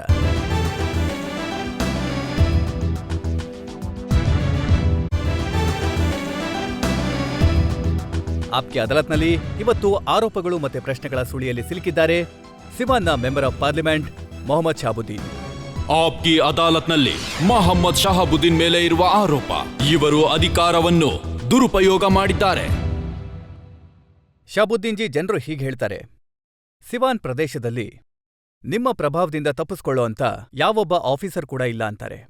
ಈಗ ಇದನ್ನ ನಾನು ಹೇಗೆ ಸಾಬೀತು ಮಾಡ್ಲಿ? ಇದು ಆ ರೀತಿ ಪ್ರಶ್ನೆ. ಹೇಗಂದ್ರೆ ಇದರ ಸಾಕ್ಷಿ ಇಲ್ಲಿ ಸಿಗೋದಕ್ಕೆ ಸಾಧ್ಯವಿಲ್ಲ. ಇದು ಸತ್ಯನಾ? ನಾನು ಇದನ್ನ ಮಾತ್ರ ಹೇಳಬಲ್ಲೆ. ಏನಂದ್ರೆ ನಾನು ಯಾವತ್ತೂ ಯಾವುದೇ ಅಧಿಕಾರಿಯ ವರ್ಗಾವಣೆ ಅಥವಾ ನೇಮಕಾತಿಯ ವಿಷಯದಲ್ಲಿ ತಲೆ ಹಾಕಿಲ್ಲ. ನೋಡಿ, ಈಗ ಇತ್ತೀಚೆಗೆ ಯಾರು DM ಇದ್ರು, ಯಾವಾಗ ಅವರು ನಿಮ್ಮ ವಿರುದ್ಧ ವಾರೆಂಟ್ ಇಶ್ಯೂ ಮಾಡಿದ್ರು, ಅವರ ಟ್ರಾನ್ಸ್ಫರ್ ಆಯ್ತೋ ಇಲ್ವೋ? ಕೋರ್ಟ್ ನಿರ್ದೇಶನ ಮಾಡ್ತು, ಚೀಫ್ ಜಸ್ಟಿಸ್ ನಿರ್ದೇಶನ ಕೊಟ್ರು. ಯಾಕಂದ್ರೆ ಈ ಡಿಸ್ಟ್ರಿಕ್ಟ್ ಮ್ಯಾಜಿಸ್ಟ್ರೇಟ್ 5 ಕಡೆಯಿಂದ ತೆಗೆದುಹಾಕಲ್ಪಟ್ಟಿದ್ರು ಮತ್ತೆ ಇವರ 3 ಕಮಿಷನರ್ ಇವರ ಮೇಲೆ ಪ್ರೊಸೀಡಿಂಗ್ ನಡೆಸಿದ್ದಾರೆ ಮತ್ತು ಇವರ ಬಗ್ಗೆ ತಿಳ್ಕೊಳ್ಬಹುದು ಏನಂದ್ರೆ ಇವರ CR ಬಿಹಾರ್ನಲ್ಲಿ ಇಲ್ಲಿಯ ತನಕ ಎಷ್ಟು ಅಧಿಕಾರಿಗಳಿದ್ದಾರೋ ಅದರಲ್ಲಿ ಎಲ್ಲರಿಗಿಂತ ಕಳಪೆ ಇವ್ರು. ಶಾಬುದ್ದೀನ್ ಸಾಬ್ 15 ವರ್ಷದಿಂದ ಏನ್ ನಿಮ್ಮ ಪಾರ್ಟಿಯ ಸರ್ಕಾರ ಇತ್ತು ಅಂದ್ಮೇಲೆ ಅದು ಅವರ CR ಅಂತೂ ಸರಿಯಾಗೋದಕ್ಕೆ ಸಾಧ್ಯನೇ ಇಲ್ಲ. ಯಾರು ನಿಮ್ಮ ವಿರೋಧಿಗಳಾಗಿರ್ತಾರೆ. ಈಗ ಪಾರ್ಟಿಯ ಬಗ್ಗೆ ನೀವು ಏನು ಮಾತಾಡ್ತಾ ಇದ್ದೀರಾ ನೋಡಿ, ಇದು ದೂರದ ಮಾತಾಯ್ತು. ಇದು ದೊಡ್ಡ ವ್ಯಕ್ತಿಗಳಿಗೆ ಬಿಟ್ಟಿದ್ದು. ನಾವು ಬಹಳ ಸಣ್ಣ ವ್ಯಕ್ತಿಗಳು ಈ ವಿಷಯದಲ್ಲಿ. ಇದನ್ನ ದೊಡ್ಡ ವ್ಯಕ್ತಿಗಳು ಹೇಳ್ತಾರೆ. ನಾನು ನಿಮ್ಗೆ ಇನ್ನೊಂದು ಉದಾಹರಣೆ ಕೊಡ್ತೀನಿ. 16th ಮಾರ್ಚ್ 2001 ಬಚ್ಚು ಸಿಂಗ್ ಮೀನಾ, ಪ್ರತಾಪ್ಪುರದ SP, ಇವರು ನಿಮ್ಮ ಮನೆಗೆ ಹೋಗಿ ತಪಾಸಣೆ ಮಾಡಿದ್ರು. ಎನ್ಕೌಂಟರ್ ಆಯ್ತು ಮತ್ತೆ ಬಹಳಷ್ಟು ಅಪರಾಧಿಗಳು ಸತ್ತು ಹೋದ್ರು. ನಿಮ್ಮ ಮನೆಯಿಂದನೇ ಹೊರಗೆ ಬಂದಿದ್ರು ಆ ವ್ಯಕ್ತಿಗಳು. ಆ ಸಮಯದಲ್ಲಿ ಕೂಡ ನನ್ನ ಸರ್ಕಾರ ಇತ್ತು. ನನ್ನ ಸರ್ಕಾರ ಒಂದ್ ವೇಳೆ ಇಂಟರ್ಫಿಯರ್ ಮಾಡಿದ್ರೆ, ಒಂದ್ ವೇಳೆ ತಲೆ ಹಾಕಿದ್ರೆ ಅದು ತಡಿಬೋದಿತ್ತು. ಮತ್ತೆ ಎರಡನೇ ವಿಷಯ, ಬಚ್ಚು ಸಿಂಗ್ ಮೀನಾ ಯಾಕೆ ಹೋದ್ರು ಅನ್ನೋದನ್ನ ನಾನು ಹೇಳ್ತೀನಿ. ಒಂದು DAV ಕಾಲೇಜ್ ಇದೆ, ಅದರಲ್ಲಿ ಒಬ್ಬ DSP ಮಗ ಎಕ್ಸಾಮ್ನಲ್ಲಿ ಇದ್ದ ಮತ್ತೆ ಅವನ ಪೇಪರ್ ಮತ್ತು ಕಾಪಿಯನ್ನ ಹೊರಗಡೆ ತಗೊಂಡು ಬರೆಯಲಾಗ್ತಿತ್ತು. ನನಗೆ ಪ್ರಿನ್ಸಿಪಲ್ PN ಪಾಠಕ್ ಏನಿದ್ದಾರೆ, ಇವತ್ತು ಕೂಡ ಇದ್ದಾರೆ, ಪ್ರಭುನಾಥ್ ಪಾಠಕ್ ಅವರು ಫೋನ್ ಮಾಡಿದ್ರು ಹೀಗಾಗ್ತಿದೆ ಅಂತ. ನಾವು ಪ್ರಾಮಾಣಿಕತೆಯಿಂದ ನಮಗ್ ನಾವೇ ಸಂಕಟ ಪಡ್ತಾ ಇದೀವಿ, ಏನಂದ್ರೆ ಎಲ್ಲ ಮಕ್ಕಳನ್ನ ನಾವೇ ತಡಿತಾ ಇದೀವಿ ಮತ್ತು ಈ ಹುಡುಗ ಒಬ್ಬಂಟಿ ಹಾಗೆ DSP ಕೂತ್ಕೊಂಡು ಬರೆಸ್ತಾ ಇದ್ದಾರೆ ಅಂತ. ನಾನು ಅಲ್ಲಿ ಇದು ನನ್ನ ತಪ್ಪಾಗಿತ್ತು. ಏನಂದ್ರೆ ಅನಧಿಕೃತವಾಗಿ ನಾನು ಅಲ್ಲಿಗೆ ಹೋದೆ. ನಾನು ಅವನಿಗೆ ಹೇಳಿದೆ ಏನಂದ್ರೆ ನೀವು ಎಕ್ಸಾಮ್ ಹಾಲ್ನಲ್ಲಿ ಕೂರ್ಬೇಕಾಗುತ್ತೆ ಅಂತ. ಅವನು ಹೇಳ್ದ ನಿಮಗೆ ಯಾರು ಅಧಿಕಾರ ಕೊಟ್ರು? ನಾವು ಕೇಳಿದ್ವಿ ನಿಮಗೆ ಯಾರು ಅಧಿಕಾರ ಕೊಟ್ರು? ಅವನು ಒಂದ್ ಚೀಟಿ ತೋರಿಸ್ತಾ ಏನಂದ್ರೆ ನನ್ನನ್ನ ಇಲ್ಲಿ ನೇಮಕ ಮಾಡಿದ್ದಾರೆ SP ಅಂತ. ಆಮೇಲೆ ವಾಗ್ವಾದ ಆಯ್ತು, ಸ್ವಲ್ಪ ತಳ್ಳಾಟ ಕೂಡ ಆಯ್ತು. ಅದರ ನಂತರ ಅವರು ಒಂದು ಪ್ರಕರಣ ಕೂಡ ದಾಖಲಿಸಿದ್ರು. ಇದು ಏನ್ ಫ್ಯಾಕ್ಟ್ ಇದೆ, ಏನ್ ಸತ್ಯ ಇದೆ ನೀವು ಕೂಡ ತಿಳ್ಕೊತೀರಾ. ಇದು ಕಮಿಷನಲ್ಲಿ ವಿಷಯಗಳಿವೆ, ಕಮಿಷನಲ್ಲಿ ಬಂದಿದೆ ಈ ವಿಷಯಗಳು. ಅದರ ನಂತರದಿಂದ ಇದು ಕೇವಲ ಒಂದು ಎಕ್ಸಾಮಿನೇಷನ್ನಲ್ಲಿ ಒಬ್ಬ ಅಧಿಕಾರಿಯ ಮಗನ ಅಕ್ರಮವನ್ನು ತಡೆಯೋದಕ್ಕೆ ಈ ರೀತಿಯ ಎಲ್ಲ ಘಟನೆಗಳು ಆಯ್ತು. ಒಂದ್ ವೇಳೆ ನಾನು ನಿಮ್ಮ ಮಾತನ್ನ ಒಪ್ಕೊಂಡ್ರು ಇದು ನಿಜ ಅಂತ, ಆದ್ರೆ ಇದು ನಿಜ ಅಲ್ವಾ?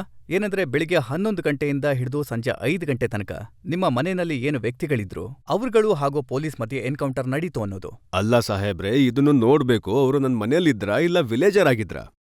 ಈ ಡಾಕ್ಯುಮೆಂಟ್ಗಳಿಂದ ಬಿಹಾರ್ ಸರ್ಕಾರ ಅವ್ರಿಗೆ ನೌಕರಿ ನೋಡಿ. ಕೊಟ್ಟಿದೆ. ಒಂದ್ ನಿಮಿಷ. ಅದರಲ್ಲಿ 4 ಎಂತ ವ್ಯಕ್ತಿಗಳಿದ್ರು ಅಂದ್ರೆ ಅವರು 5 ದಿನದ ಹಿಂದೆ ತಾನೇ ಅರಬ್ನಿಂದ ರಜೆ ಮೇಲೆ ಬಂದಿದ್ರು. ಅವರ ವೀಸಾ ಪಾಸ್ಪೋರ್ಟ್ ನೋಡಿ ಅದಕ್ಕೆ ನ್ಯಾಯಾಲಯ ನಿರ್ದೇಶನ ಕೊಡ್ತು ನೌಕರಿ ಕೊಡೋದಕ್ಕೆ. ಅವರ ಕುಟುಂಬದವರಿಗೆ ಇವರ ಮೇಲೆ 8 ಹತ್ಯೆ ಪ್ರಕರಣಗಳು ಅವ್ರ ದಾಖಲಾಗಿವೆ. ಹತ್ರ ವೆಪನ್ಸ್ ಇದ್ವು ಮತ್ತೆ ಪೊಲೀಸ್ನವ್ರ ಮೇಲೆ ಗುಂಡು ಹಾರಿಸಿದ್ರು. ಈಗ ಪೊಲೀಸ್ ಒಂದ್ ವೇಳೆ ಹೇಳ್ತಿದ್ದಾರೆ ಅಂದ್ರೆ ಬಹುಶಃ ಇರ್ಬೋದು, ಏನಂದ್ರೆ ಅಮೆರಿಕದಿಂದ ಆಯುಧ ತಂದಿರ್ಬೋದು, ಕೆಲವರು ಅರಬ್ನಿಂದ ಬಂದಿರ್ಬೋದು. ಮತ್ತೆ ಇದ್ರ ಬಗ್ಗೆ ನೋಡಿ ನಾನೇನು ಹೇಳಕ್ಕಾಗಲ್ಲ. ಆದ್ರೆ ಅವ್ರು ಇದನ್ನ ಕೂಡ ಬರ್ದಿದ್ದಾರೆ. ಏನಂದ್ರೆ ಯಾವಾಗ ಮನೆ ತಪಾಸಣೆ ಆಯ್ತೋ ಆಗ ಸಾಕ್ಷಿಗಳು ಹೇಳಿದ ಹಾಗೆ ಶಾಬುದ್ದೀನ್ ಸಾಬ್ ಅದೇ ಜಾಗದಲ್ಲಿ ಇರ್ತಾರೆ. ಅವರ ಮಂಚದ ಹಾಸಿಗೆಯ ತಲೆದಿಂಬಿನ ಕೆಳಗೆ ಬಚ್ಚಿಟ್ಟಿದ್ದ ಹ್ಯಾಂಡ್ ಗ್ರೆನೇಡ್ ಸಿಗುತ್ತೆ. ನನ್ನ ಹಾಸಿಗೆ ಕೆಳಗಿಂದ. ಹೌದು, ಬಹುಶಃ ನೀವು ತಲೆದಿಂಬಿನ ಕೆಳಗಿಟ್ಕೊಂಡು ಮಲ್ಕೊಂಡಿದ್ದೀರಿ. ನಾನು ಮದ್ವೆ ಆಗಿರೋನು ಮತ್ತೆ ನಮಗೂ ಮಕ್ಳಿದ್ದಾರೆ. ಹ್ಯಾಂಡ್ ಗ್ರೆನೇಡ್ ಎಷ್ಟು ಸೆನ್ಸಿಟಿವ್ ವಸ್ತು ಅಂದ್ರೆ ನಾನಂತೂ ಹೋಗ್ಬಿಡ್ತೀನಿ, ಅಥವಾ ನೀವು ಕೂಡ ಹೋಗ್ಬಿಡ್ತೀರಾ, ಜೊತೆಗೆ ಮಕ್ಕಳು ಕೂಡ ನಾನು ಹೋಗ್ಬಿಡ್ತಾರೆ. ನಿಮಗೆ ಇನ್ನೊಂದು ಉದಾಹರಣೆ ಕೊಡ್ತೀನಿ. 4th ಮೇ 1996ನಲ್ಲಿ ಸಿವಾನ್ನ SP SK ಸಿಂಗಲ್ ಆರೋಪ ಮಾಡಿದ್ರು ನೀವು ಅವ್ರ ಮೇಲೆ ಫೈರಿಂಗ್ ಮಾಡಿದ್ರಿ ಈ ಅಂತ. ಪ್ರಕರಣಗಳು ದಾಖಲಾಗಿದ್ವು. ನಾನು ಇಲ್ಲ ಅಂತ ಹೇಳ್ತಿಲ್ಲ, ಇವು ದಾಖಲಾಗಿದ್ವು. ಯಾವ ಸನ್ನಿವೇಶದಲ್ಲಿ ದಾಖಲಾದ್ವು, ಹೇಗ್ ದಾಖಲಾದ್ವು? ನನ್ನ ಎಲೆಕ್ಷನ್ ಡೇ ನಡೆದಿದ್ದ ವಿಷಯ. 2 ಡಿಸೆಂಬರ್ 2003ನಲ್ಲಿ ಮುಜಫರ್ಪುರದ ಪೊಲೀಸ್ ಮಹಾನಿರ್ದೇಶಕರಾದ ಮಲ್ಹೋತ್ರಾ ಅವರು 77 ಪುಟಗಳ ರಹಸ್ಯವಾದ ರಿಪೋರ್ಟ್ ಕೊಟ್ರು. ಅದ್ರಲ್ಲವರು ಏನ್ ಹೇಳಿದ್ದಾರೆ ಅಂದ್ರೆ ಶಹಾಬುದ್ದೀನ್ ಹಾರ್ಡ್ ಕೋರ್ ಕ್ರಿಮಿನಲ್ ಅಂತ. ಯಶವಂತ್ ಮಲ್ಹೋತ್ರಾ ಅವರ ಹೇಳಿಕೆ ಏನಂದ್ರೆ ಕೋಲ್ಡ್ ಬ್ಲಡೆಡ್ ಮರ್ಡರರ್ ಆಗಿದ್ದಾನೆ ಶಾಬುದ್ದೀನ್ ಅಂತ. ರಹಸ್ಯ ರಿಪೋರ್ಟ್ ಬಗ್ಗೆ ನನ್ಗೇನ್ ಗೊತ್ತು? ಕೇವಲ ನಾನು ನಿಮ್ಮ ಎದುರಿಗಿದ್ದೀನಿ, ಯಾವ ರೀತಿ ಇದೀನೋ ಹೇಗಿದ್ದೀನೋ. ಒಂದ್ ವೇಳೆ ಮುಖದಿಂದ ಅಪರಾಧಿ ಹಾಕೊಂಡ್ರೆ ಇದರಲ್ಲಿ ನನ್ ತಪ್ಪಿಲ್ಲ, ಆ ಈಶ್ವರನದ್ದು. ಒಂದ್ ವೇಳೆ ನಡವಳಿಕೆಯಿಂದ ಹಾಗನ್ಸಿದ್ರೆ ಅದರಲ್ಲಿ ನನ್ ತಪ್ಪಿದೆ. ನಾನು ಪ್ರಯತ್ನ ಪಡ್ತೀನಿ ತಿದ್ಕೊಳ್ಳೋದಕ್ಕೆ. ನಾನಂತೂ ನಿಮಗೆ ಒಂದಾದ ಮೇಲೆ ಒಂದು ಆ ಪ್ರದೇಶದ ಡಿಸ್ಟ್ರಿಕ್ಟ್ ಮ್ಯಾಜಿಸ್ಟ್ರೇಟ್ ಆಗಿರ್ಲಿ ಅಥವಾ ರಹಸ್ಯವಾದ police ಅಂತ officer ಹೇಳಿದ್ರಿ. ಆಗಿರ್ಲಿ, ರಹಸ್ಯವಾದ ರಿಪೋರ್ಟ್ ಅಂತ ನನ್ನ ಹತ್ರ ಬರೋದಿಲ್ಲ. ನಿಮ್ ಹತ್ರ ಎಲ್ಲ ರಿಪೋರ್ಟ್ ಬರುತ್ತೆ. ಹೀಗಾಗೋದಿಕ್ ಸಾಧ್ಯನೇ ಇಲ್ಲ ಶಾಬುದ್ದೀನ್ ಸಾಬ್ ಗೊತ್ತಿಲ್ಲ ಅನ್ನೋದಕ್ಕೆ. ಒಂದ್ ಕಡೆ CK ಅನಿಲ್, ಒಬ್ಬ ಬಚ್ಚು ಸಿಂಗ್ ಮೀನಾ, ಒಬ್ಬ SK ಸಿಂಗಲ್, ಒಬ್ಬ ಯಶವಂತ್ ಮಲ್ಹೋತ್ರಾ, ಈ ಎಲ್ಲ ಪೊಲೀಸ್ ಆಫೀಸರ್ಗಳಿಗೂ ನೀವೇ ಸಿಕ್ಕಿದ್ದೀರಾ ಕೇಸಸ್ ಫೈಲ್ ಮಾಡೋದಕ್ಕೆ. ಇಲ್ಲ, ನಾನು ನಿಮ್ಗೆ ಮೊದಲೇ ಹೇಳ್ದೆ ಏನಂದ್ರೆ ಒಂದ್ ವೇಳೆ ನನ್ನ ಸೃಷ್ಟಿ ಮಾಡೋದ್ರಲ್ಲಿ ಈಶ್ವರ ಇಲ್ಲ ಖುದಾ ತಪ್ಪು ಮಾಡಿದ್ರೆ ನಾನು ಅದ್ರ ಬಗ್ಗೆ ಏನು ಹೇಳೋಕ್ಕಾಗಲ್ಲ. ಆದ್ರೆ ನನ್ನ ನಡವಳಿಕೆ ಏನಿದೆ, ನನ್ನ ಚಾರಿತ್ರ್ಯ ಏನಿದೆ, ಅದು ನಿಮ್ಮ ಎದುರಿಗೆ ಇದೆ. ನನ್ನ ಈಗಿನ ಸ್ಥಿತಿ ಏನಿದೆ, ಇದರಿಂದ ನಾನು ಕ್ರಿಮಿನಲ್ ರೀತಿ ಕಾಣಿಸ್ತಿದ್ರೆ ನಾನು ಆಪ್ಕೆ ಅದಾಲತ್ನಲ್ಲಿದ್ದೀನಿ. ಜನರನ್ನ ಕೇಳೋಣ ಅವರ ಮನಸ್ಸಲ್ಲಿ ನಿಮ್ ಬಗ್ಗೆ ಏನ್ ಪ್ರಶ್ನೆ ಇದೆ ಅಂತ. ಯಾವಾಗೆಲ್ಲ ಏನಾದ್ರೂ ಪ್ರಮುಖ ಘಟನೆ ನಡೆಯುತ್ತೋ ಅಥವಾ ದುರ್ಘಟನೆ ನಡೆಯುತ್ತೋ ಆ ಸಮಯದಲ್ಲಿ ನೀವು ಯಾವಾಗ್ಲೂ ಜೈಲಲ್ಲೇ ಇರ್ತೀರಾ. ಇದು ಏನಾದ್ರೂ ಒಂದ್ ರೀತಿ ಪ್ಲಾನ್ ಏನಾದ್ರೂ ಇರ್ಬೋದಾ? ಘಟನೆ ನಡೆಯುವಾಗ ನಾನು ಜೈಲಲ್ಲಿರ್ಬೇಕು ಅಥವಾ ಜೈಲಲ್ಲಿದ್ದಾಗ್ಲೇ ಘಟನೆ ನಡಿಬೇಕು ಅಂತ? ಈ ರೀತಿ ಬುದ್ಧಿವಂತ ಕ್ರಿಮಿನಲ್ ಮಾತ್ರ ಮಾಡಕ್ ಸಾಧ್ಯ. ಇಲ್ಲ, ಖಂಡಿತ ಈ ಆಕಸ್ಮಿಕ ಘಟನೆಯನ್ನ ನೀವು ಯಾವ್ದ್ರ ಜೊತೆ ಬೇಕಾದ್ರೂ ಜೋಡಿಸಿ. ನನ್ನದೊಂದು ಡಿಸ್ಟಿಕ್ ಇದೆ, 15 ವರ್ಷಗಳಿಂದ ಒಂದು ಅಪಹರಣನೂ ನಡೆದಿಲ್ಲ, ಮತ್ತೆ ಅಲ್ಲಿ ಒಂದು ಪ್ಲಾನಿಂಗ್ ಕಿಲ್ಲಿಂಗ್ ಕೂಡ ಆಗಿಲ್ಲ, ಒಂದು ಕೂಡ. ಅಪರಾಧ ಮಾಡೋರು ಯಾವಾಗ ನಾಯಕರಾಗ್ಬಿಡ್ತಾರೋ ಆಗ ಅಪರಾಧ ಹೇಗಾಗತ್ತೆ? ಇಲ್ಲ, ಈ ಮಾತನ್ನ ನೀವೇ ಹೇಳಿದ್ರಿ, ಮತ್ತೆ ಇದೇ ಮಾತನ್ನ ಪೊಲೀಸರು ಕೂಡ ಹೇಳ್ತಾರೆ. ಯಾವ ಪಟ್ಟಿ ನಿಮ್ ಹತ್ರ ಇದೆಯೋ ಕನಿಷ್ಠ ಪಕ್ಷ ಜನತೆಗೆ ಇದನ್ನ ಹೇಳ್ಬಿಡಿ. ಏನಂದ್ರೆ ಯಾಕೆ ಎಲ್ಲಾ ಪೊಲೀಸ್ ಅಧಿಕಾರಿಗಳು ಎಲ್ಲಾ ಡಿಎಂ ನಿಮ್ಮ ಹಿಂದೆ ಬೀಳ್ತಾರೆ ಅಂತ. ನೋಡಿ, ಆ ಪದಗಳ ಪ್ರಯೋಗ ನಾನು ಈ ನ್ಯಾಯಾಲಯದಲ್ಲಿ ಮಾಡೋದಕ್ಕೆ ಇಷ್ಟಪಡಲ್ಲ. ಯಾಕೆ, ಏನ್ ಕಾರಣ ಇದೆ ಅಂದ್ರೆ, ಒಂದ್ ವೇಳೆ ಫಾತ್ಮಿ ಬಲಶಾಲಿ ಆದ್ರೆ ಅವರು ISI ಆಗ್ತಾರೆ, ಶಹಾಬುದ್ದೀನ್ ಬಲಶಾಲಿ ಆದ್ರೆ ಅವರು ISI ಆಗ್ತಾರೆ, ಅನ್ವರುಲ್ ಬಲಶಾಲಿ ಆದ್ರೆ ಅವರು ISI ಆಗ್ತಾರೆ. ಯಾಕೆ ಈ ಸಮಾಜ ಯಾಕೆ ಈ ರೀತಿ ಯೋಚನೆ ಮಾಡುತ್ತೆ? ಯಾಕೆ ನಮ್ ಜೊತೆನೇ ಹೀಗೆಲ್ಲ ಆಗುತ್ತೆ? ಏನ್ ನಮಗೆ ಅಧಿಕಾರ ಇಲ್ವಾ ಗಟ್ಟಿಯಾಗಿ ನಮ್ಮ ಮಾತುಗಳನ್ನ ಹೇಳೋದಕ್ಕೆ? ಒಂದ್ವೇಳೆ ನಮ್ಮ ಮಾತುಗಳನ್ನ ಹೇಳ್ತೀವಿ ಅಂದ್ರೆ ನಾವು ISIನ ಏಜೆಂಟ್ ಆಗ್ಬಿಡ್ತೀವಿ. ಯಾಕೆ ಹೀಗಾಗುತ್ತೆ? ನನ್ ಜೊತೆನೇ ಯಾಕೆ ಹೀಗಾಗುತ್ತೆ? ಮತ್ತೆ ಅಡ್ವಾಣಿಜಿ ಅವರು ಜಿನ್ನಾ ಅವರನ್ನ ಹೊಗಳಿಕೆ ಮಾಡ್ತಾರೆ ಪಾಕಿಸ್ತಾನಕ್ಕೆ ಹೋಗಿ, ಆದ್ರೂ ಏನೂ ಆಗೋದಿಲ್ಲ. ಈ ಮೈನಾರಿಟಿ ಜೊತೆ, ಅಲ್ಪಸಂಖ್ಯಾತರ ಜೊತೆ ಯಾಕೆ ಹೀಗಾಗುತ್ತೆ? ನನ್ಗನ್ಸುತ್ತೆ ತುಂಬಾ ಜಾಣತನದಿಂದ ನೀವು ಈ ವಿಷಯದ ಲಾಭ ಪಡ್ಕೊಳ್ಳೋದಕ್ಕೆ ಪ್ರಯತ್ನ ಪಡ್ತಾ ಇದ್ದೀರಾ. ಮೈನಾರಿಟಿ ನಾನು 15 ವರ್ಷಗಳಿಂದ ರಾಜಕೀಯದಲ್ಲಿದ್ದೀನಿ. 30 ವರ್ಷದ ಒಂದು ಕೆಲಸ ಇದೆ. ನಾನು ಅರ್ಧ ಕೆಲಸ ಮುಗಿಸಿದ್ದೀನಿ. ನನಗೆ ಯಾವ ಜಾಣತನದ ಅವಶ್ಯಕತೆ ಇಲ್ಲ. ಆದ್ರೆ ನೀವು ಕೊಟ್ಟಿದ್ದೀರಿ ನನಗೆ ವಾದ ಮಂಡಿಸೋಕೆ. ಇವತ್ ನನಗೆ ಅವಕಾಶ ಸಿಕ್ಕಿದೆ ನೋಡಿ, ನನಗೆ ಈ ಹಕ್ಕು ಕೂಡ ಸಿಕ್ಕಿದೆ. ಒಂದ್ ವೇಳೆ ಈ ಅವಕಾಶದ ಜೊತೆಗೆ ಕೋರ್ಟ್ ಏನಾದ್ರೂ ಪರ್ಮಿಷನ್ ನೀಡಿದ್ರೆ ಸ್ವತಃ ವಾದ ಮಾಡೋದಕ್ಕೆ, ಮತ್ತೆ ಅದರ ಜೊತೆಗೆ ಈ ಹಕ್ಕು ಕೊಡುತ್ತೆ ಏನಂದ್ರೆ, ಬಹಳ ಸ್ಪಷ್ಟವಾಗಿ ಒಳ್ಳೆಯ ಮತ್ತು ಕೆಟ್ಟ ಎರಡು ಪಕ್ಷಗಳನ್ನು ನಾನು ಇಡಲಿ ಅಂತ. ಶಹಾಬುದ್ದೀನ್ ಜಿ, ನಿಮಗೆ ಇಡೋದಕ್ಕೆ ಪ್ರಯತ್ನ ಪಡ್ತೀನಿ. ನಿಮಗೆ ಪೂರ್ತಿ ಹಕ್ಕಿದೆ ನೀವು ಸ್ಪಷ್ಟನೆ ಕೊಡೋದಕ್ಕೆ. ಆದ್ರೆ ಬರೀ ಸಣ್ಣ ಪುಟ್ಟ ಕ್ರಿಮಿನಲ್ ಕೇಸಸ್ ಅಲ್ಲ, ಬಹಳ ಗಂಭೀರವಾದ ಅಪರಾಧ. ನಿಮ್ಮ ಮೇಲೆ ದೇಶದ್ರೋಹದ ಅಪರಾಧಗಳಿದೆ. ಖಂಡಿತ ಇವುಗಳ ಮೇಲೆ ನಾವು ಚರ್ಚೆ ಮಾಡೋಣ, ಆದ್ರೆ ಒಂದು ಬ್ರೇಕ್ ಆದ್ಮೇಲೆ.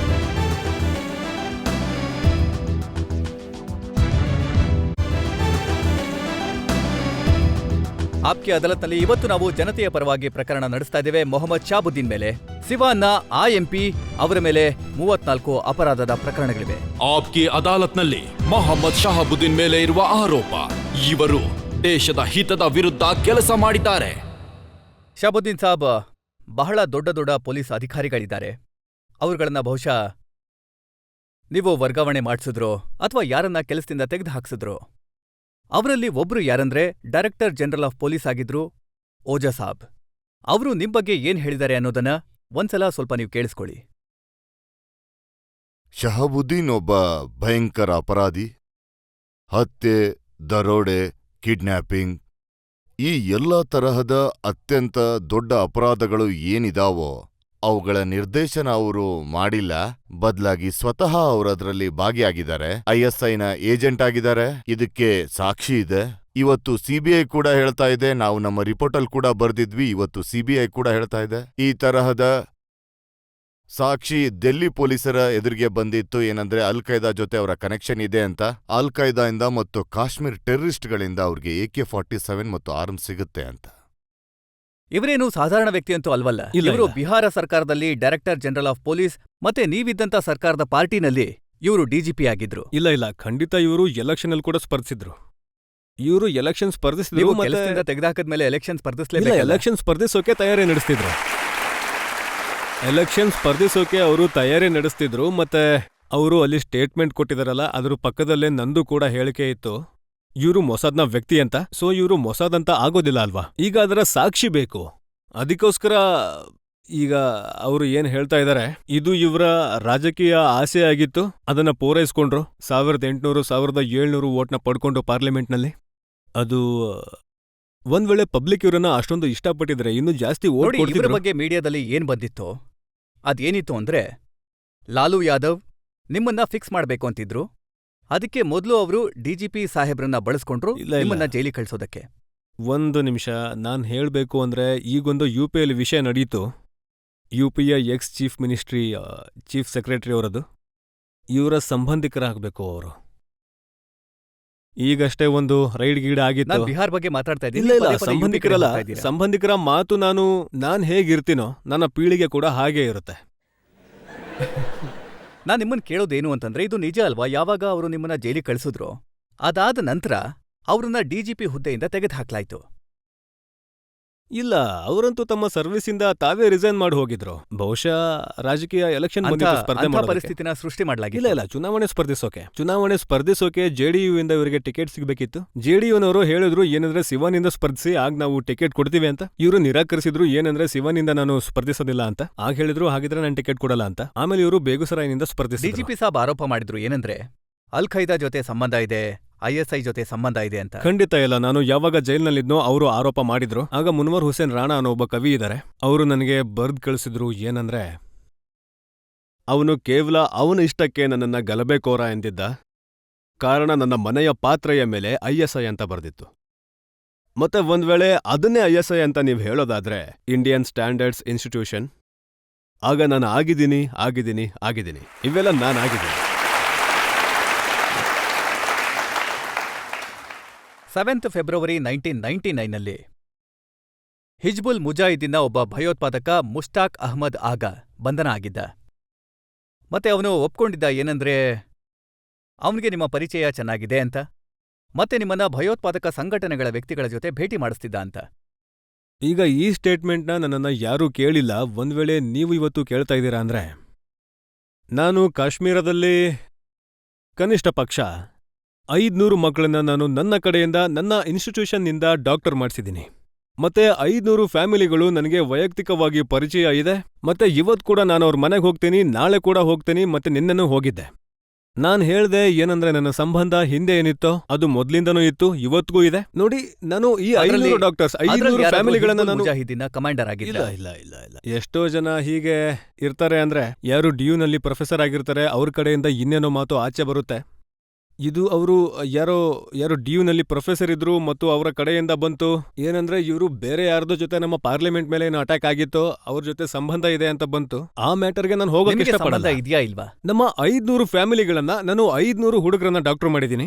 ಮತ್ತೆ 500 ಫ್ಯಾಮಿಲಿಗಳು ನನಗೆ ಪರಿಚಯ ಇವೆ. ಆ 500ರಲ್ಲಿ ಯಾರು ಮತ್ತು ಎಷ್ಟು ಜನ ಮುಸ್ತಾಕಿದ್ದಾರೆ ನಾನ್ ಹೇಗೆ ಹೇಳಕ್ಕಾಗತ್ತೆ? ಆದ್ರೆ 500 ಜನರನ್ನ ಡಾಕ್ಟರ್ ಮಾಡ್ತಾ ನೀವು ಒಬ್ಬನ್ನ ಭಯೋತ್ಪಾದಕನನ್ನ ತಯಾರು ಮಾಡಿದ್ರು ದೇಶಕ್ಕೆ ನಷ್ಟ ಆಗುತ್ತಲ್ವಾ? ಖಂಡಿತ ನೀವು ಸರಿಯಾಗಿ ಹೇಳಿದ್ರಿ. ನಾನು ಮೊದಲ ವ್ಯಕ್ತಿ ಆಗಿರ್ತೀನಿ. ಯಾವಾಗ ನಮ್ಮಲ್ಲಿ ಯುದ್ಧ ನಡೀತಾ ಇತ್ತೋ ಅದನ್ನ ಕಾರ್ಗಿಲ್ ಅಂತ ಕರೀತಾರೆ. ನನ್ನ ಹತ್ರ ಅದರ ಪ್ರಮಾಣ, ರಾಷ್ಟ್ರಪತಿಯವರ ಪತ್ರ ಇದೆ. ಅದು ನಾನು ಭೇಟಿ ಮಾಡಿ ರೆಪ್ರೆಸೆಂಟೇಷನ್ ಕೊಟ್ಟಿದ್ದೆ, ಏನಂದ್ರೆ ನಾನು NCC ಟ್ರೈನ್ಡ್ ಇದ್ದೀನಿ ಅಂತ. ಸ್ಕೂಲ್ನಲ್ಲಿ, ಕಾಲೇಜ್ನಲ್ಲಿ ನಾನು ಬಂದೂಕ್ ಬಳಸಬಲ್ಲೆ. ಬಹುಶಃ ನಾನೇ ಮೊದಲ ಪಾರ್ಲಿಮೆಂಟ್ರಿಯನ್ ಅನ್ಸುತ್ತೆ ಹೀಗೆ ಹೇಳ್ತಾ ಇರೋದು. ಏನಂದ್ರೆ ನಮಗೂ ಕೂಡ ಅವಕಾಶ ಕೊಡಬೇಕು ಅಂತ ನಾನು ಇಷ್ಟಪಡ್ತೀನಿ. ಏನಂದ್ರೆ ಒಂದ್ ವೇಳೆ ನಾನು ಸಾಯೋದಾದ್ರೆ ಗಡಿಯಲ್ಲೇ ಸಾಯ್ತೀನಿ ಅಂತ. ಮತ್ತೆ ನನ್ನ ಹತ್ರ ಅವರ ಪತ್ರ ಇದೆ, ಅವರ ಉತ್ತರದ ಪತ್ರ ಕೂಡ ಇದೆ ನನ್ನ ಹತ್ರ. ಆದ್ರೆ ನನ್ನ ಹತ್ರ ಕೂಡ ಒಂದು ಪತ್ರ ಇದೆ. ಅದ್ರಲ್ಲಿ ಏನ್ ಬರ್ತಿದೆ ಅಂದ್ರೆ, ಶಾಬುದ್ದೀನ್ ಸಾಬ್ ಶ್ರೀನಗರಕ್ಕೆ ಹೋಗಿದ್ರು. ಅವರು ಮುಷ್ತಾಕ್ನ ಮನೆಯಲ್ಲಿ ಹಿಜ್ಬುಲ್ನ ಕುಪ್ವಾರದ ವಿಭಾಗೀಯ ಕಮಾಂಡರ್ ಫಾರೂಕ್ ಮಿಥಲ್ನ ಭೇಟಿ ಮಾಡಿದ್ರು. ಮತ್ತೆ ಅವರು ಏನ್ ಹೇಳಿದ್ರು ಅಂದ್ರೆ, ನಿಮಗೆ ಆತ್ಮರಕ್ಷಣೆಗಾಗಿ ಅಸ್ತ್ರಶಸ್ತ್ರಗಳ ಅವಶ್ಯಕತೆ ಇದೆ ಅಂತ. ಆಗ ಒಪ್ಕೊಂಡ ಏನಂದ್ರೆ, 2001ರಲ್ಲಿ ಅವನು ಇನ್ನೊಮ್ಮೆ ಮಾರಕ ಆಯುಧಗಳ ಸರಬರಾಜನ್ನ ಶಾಬುದ್ದೀನ್ ತನಕ ತಲುಪಿಸಿದ್ದ. ಈ ಸಲ AK-47 ಪಿಸ್ಟಲ್ಸ್ ಮತ್ತೆ ಕಾರ್ಟ್ರಿಡ್ಜ್ಗಳನ್ನ ಹಣ್ಣಿನ ಪೆಟ್ಟಿಗೆಲ್ ತುಂಬಿಸಿ ಕಳಿಸಿದ್ರು ಅಂತ. ಇಲ್ಲ, ನನ್ನ ಹತ್ರ ಅಂತೂ ನನ್ನ ರೈಫಲ್ ಬಿಟ್ಟು ಬೇರೆ ಯಾವ ಆಯುಧನೂ ಯಾವತ್ತೂ ಇಟ್ಕೊಂಡಿಲ್ಲ. ಆದ್ರೆ ಈ ಸುದ್ದಿಗಳು ಮ್ಯಾಗಝಿನ್ನಲ್ಲಿ, ಪತ್ರಿಕೆಗಳಲ್ಲಿ ಪ್ರಕಟ ಆಗಿತ್ತಲ್ಲ, ನೀವ್ ಯಾವತ್ತೂ ಡಿನೈ ಮಾಡಿ? ಇಲ್ಲ. ನಮ್ಮ ಹತ್ರ ಯಾರೂ ಕೇಳೇ ಇಲ್ಲ. ನಾನಂತೂ ಎಷ್ಟೋ ಬಾರಿ ಈ ನ್ಯಾಯಾಲಯದ ನೋಟಿಸ್ ಹೋಯ್ತು. ಆಗ ನಾನು ಬಹಳ ಕಷ್ಟಪಟ್ಟು ಬಂದಿದ್ದೀನಿ. ಅದು ಎಲ್ಲಿ ತನಕ ನಮ್ಮ ಹತ್ರ ಕೇಳೋದಿಲ್ವೋ, ಅರೆ ಕೇಳದೆ ಹೋದ್ರೆ ನಾವು ಈಶ್ವರನ ಹತ್ರನೇ ಹೋಗಲ್ಲ, ಬೇರೆಯವ್ರ ಹತ್ರ ಯಾಕೆ ಹೋಗೋಣ? ಆಪ್ಕೆ ಅದಾಲತ್ನಲ್ಲಿ ಮೊಹಮ್ಮದ್ ಶಾಬುದ್ದೀನ್ ಅವರ ಸ್ಪಷ್ಟನೆ ಮೇಲೆ ಜನತಾ ಜಡ್ಜ್ ಅವರ ಹೇಳಿಕೆ ಏನಿದೆ ಎಂಬುದನ್ನ ನೋಡೋಣ ಒಂದು ಬ್ರೇಕ್ನ ನಂತರ.